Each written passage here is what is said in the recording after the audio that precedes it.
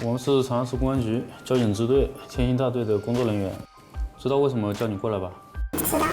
你这个车是你的，对吧？对，我结婚前买的，贷款应该贷了30万左右还是多少？你不要看一个，我贷款买的。你是否知道没有小型客车的驾证？他告诉我他有驾照的。他有跟你说去长沙干嘛吗？他就说有事，他有点，他还是属于工作上的事，他叫我别管。去了朝东街里面听别人唱歌，12点左右就准备住到凯。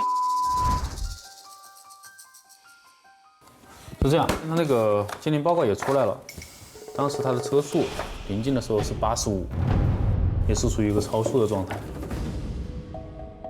从交通事故这方面哈，第一他是无证，还有另外一个事情，他叫了他的一个朋友过来顶包，根据我们那个叫法，我们可以定他逃逸。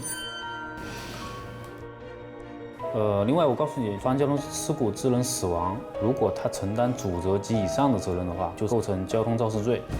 我们刑法一般是会判死刑的。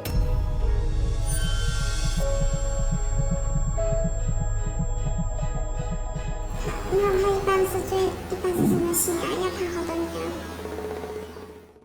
年？交通肇事罪这块看法院量刑，但是如果能跟家属方针对于赔款方面达成一致，出个谅解书可能会好一点。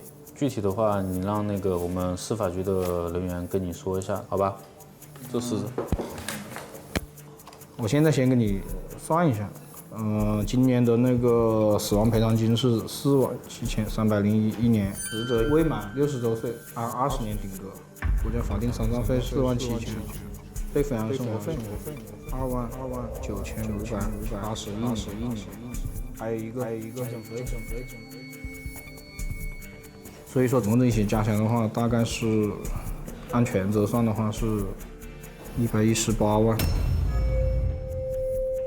人家不会低于这个数，这个是肯定的。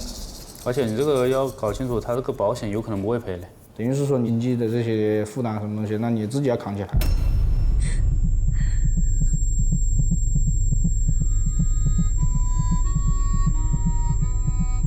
我老婆一个女孩子，她能有什么其他办法？